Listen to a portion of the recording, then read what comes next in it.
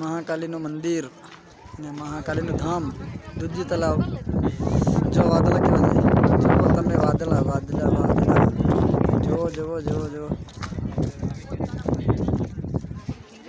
જો વાદળા જઈ રહ્યા. તમને લાગતા હોય કે ધુમાડું ધુમાડું નથી, વાદળા જો બીજું આવે છે. જો જો જો જો જો હાય હાય હાય વાદળો.